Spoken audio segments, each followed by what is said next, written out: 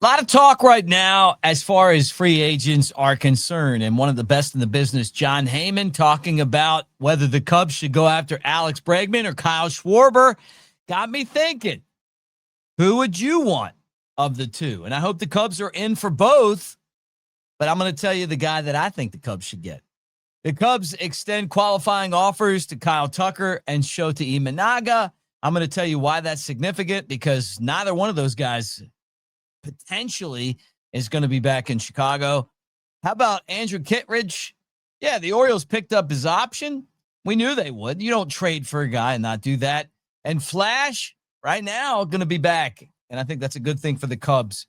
All that right here on the Cubs Baseball channel. Like, subscribe, thumbs up. Don't forget about AveD. Join Mick Nation. That's our QR code right there. We got swag. We got cash prizes. You need to be part of what we're doing. Let's get this show started. Great to see all you guys, by the way, on this Friday. Everybody's fired up. It's Friday. Everybody loves Friday. Let's go.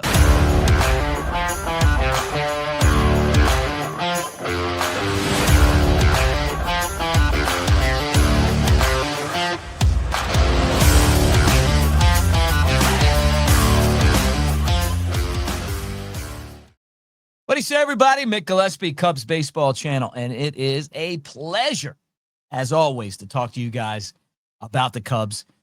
And there's a lot going on. I mean, it's that time of year where you're building your roster for next season, and I love talking about the Cubs on a daily basis with you guys. So make sure that if you're not a subscriber to our YouTube channel, that you subscribe, like the video. Thank you guys for being here, and let's get this party started. All right.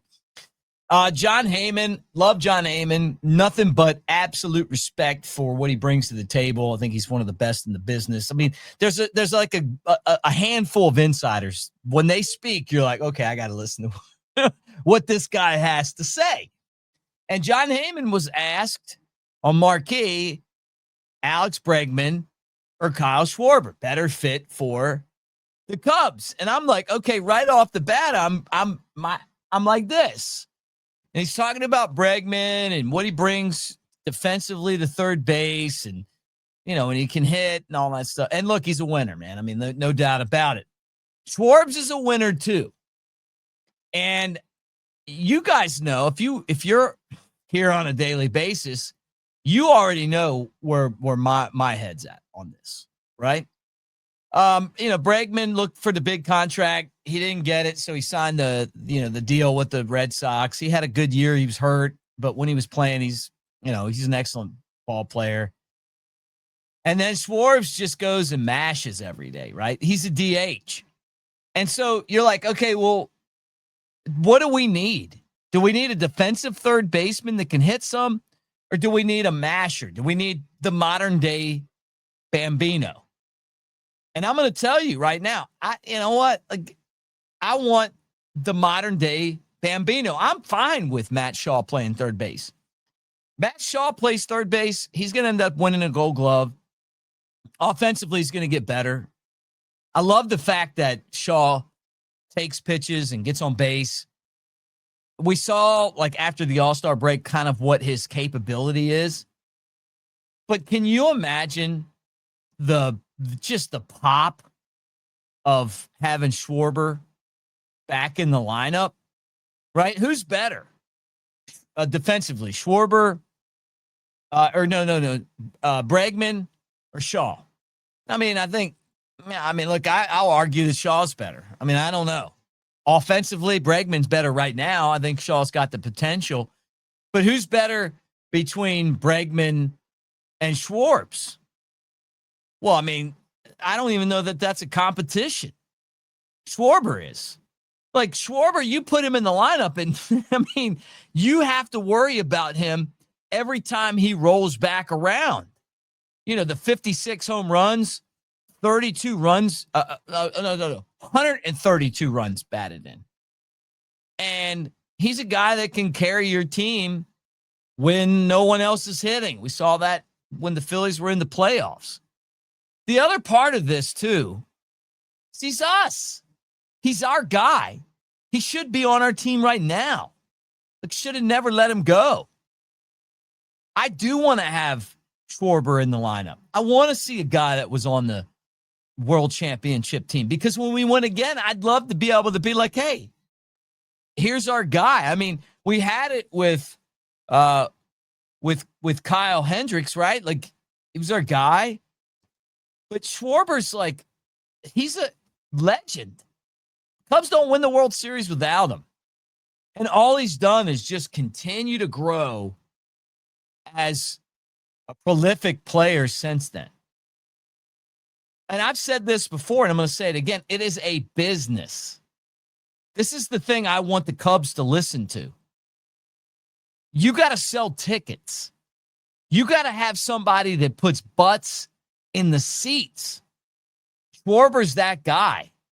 You got an opportunity to right a wrong. DH-wise, well, okay. Do you not value the DH spot? Oh, Shohei Ohtani was a MVP as a DH. You know, the Yankees got Giancarlo Stanton as a DH. Kyle Schwarber could be our guy. He's going to hit 500 home runs. Wouldn't it be great to see him do that as a Cub? And you guys go back. I mean, think about it. You know, Ernie Banks and Sammy Sosa. I mean, the guys that hit 500 home runs, I mean, they're like legends. And Schwarbs does it in big spots. Lefties, righties, it doesn't matter. I think Craig Counsell is creative enough to figure out a way to make this work. You know, whether that's, you know, platooning Casey and Seiya Suzuki in right field and using the DH as kind of that other spot. You got to give people a reason to show up. And I think Kyle Schwarber's that guy. And also, look, if you're not going to contend, you don't want to pay the $400 million for Kyle Tucker, and I get it. It's a lot of money for one player. And he's a damn good player. But it's a lot of money. Give us something. And you can get Schwarber for less than half of that. And you're like, well, he's 32. He's a DH. I'm going to be honest with you guys, and some of you are not going to like this, but Harold Baines is one of my all-time favorite players. Yeah. And I know he's a White Sox and an Oriole and an A and all that stuff. Look, the guy helped every team he was on hit because his knees were bad or whatever. You know, maybe you figure out if Schwarber can play a little first. It maybe, you work him in at first with Bushy. I don't know. You got to give people a reason to be excited. You got to put a team together that can win a championship. And Schwarber's that guy. Now, if the Cubs end up saying, hey, you know what, we're going to take Bregman over Schwarber, as long as they're building towards what I feel like's a championship team, I'd be happy about that. But I would just, and you guys know, I would love it if Kyle Schwarber's part of the future of the Cubs. He's one of the best 4 or 5 power guys in the league. And the Cubs seem to be in love with power. Why not? So, we'll kind of see how that works out. But that's my thoughts on this. Now, the second thing is that the Cubs extended qualifying offers to Kyle Tucker and Shota Imanaga. I mean, this is all kind of like the semantics of baseball. Hey, we're going to decline your option, but you know what? Or you're going to, basically say, hey, I want to be a free agent. And then as an organization, you go out and say, hey, you know what? We're going to pay you. So Tucker and Shota Imanaga, right? Like $22 million. What do you think? Like, they're not going to take it, but you put it out there. And what does it mean? Basically, what it means is that if they go somewhere else, you're going to get paid in draft picks for them leaving, right? And those draft picks, if you have a good scouting department, are the future of your organization. So I think that's kind of a big deal. And that's why they put it in there, right? So this is one of those deals where you do this because when they sign somewhere else, you get paid for it. And, if both of those guys go somewhere else, that puts the Cubs in a situation where they get, some draft picks back in those spots. And then you got to nail the draft picks in those spots as well. So, like not shocked at all, but, something that obviously means a lot when it comes to the future of your organization. And that's why they put it in the collective bargaining agreement. The Orioles pick up the option on Andrew Kittredge. This was a guy who I'm going to be honest with you. I mean, like if you watch the show every day, like I wasn't totally convinced when the Cubs got him. Like, okay, he's a difference maker. But then I see him in the postseason and the guy's pitching every day. And I'm like, okay, in a world where no one wants to pitch and everybody's worried about how many, times they threw the ball, and it's like a countdown. Well, I threw it 90 times, means I'm off for a week. Obviously, the Dodgers don't win the World Series if Yamamoto doesn't pitch Game 6 and Game 7, right? But Kittredge is a guy that goes out there and throws every day. And what I'll give the guy credit for on top of that is that he was better. Like sometimes he needs to pitch. I mean, he's like a car you got to drive. He was better, the second and third day than he was the first day. So Baltimore picked up the $9 million option. I knew they would. I mean, you're not trading for this guy, and then you're not, not picking up the option. So, the Orioles are looking at the 35-year-old, and they're like, man, this guy, 3.45 ERA, 31 appearances, very consistent, gives us innings. We're in a very tough division. We're not going to, they're taking him. And so, kind of impressive for him. And I wish the Cubs were in a spot where they were like, look, we'll pay the $9 million and we're going to go out and get, 6 of these guys that we know that we can count on to throw a lot over the course of an entire season. I mean, and when you're in a spot where you don't want your starters to throw more than 6 innings, a guy like Kittredge is really important. And so he's going to be with Baltimore. So the trade was made, and who knows what the monetary part of it was. I'm hoping that the Orioles feel really good about the Cubs, and then they trade us. They trade us one of those catchers, right? Give us Adley, and we'll be fine with this. And it depends on what happens in free agency, but Baltimore has some pieces. It's a good relationship to have. And I mentioned it before. I love talking about the late, great Gary Hughes. Guy I learned a ton about baseball from, right? Making good deals, being a good partner. Hey, you give us this, we're going to be an honest partner with you. And this is one of those times where it's like, you know what? We got him at the deadline. You guys can have him back. Let's work on some other stuff. Be a good trade partner, both what you're getting, what you're giving up, and it's easier to make deals. And so I'm hoping that that's the case.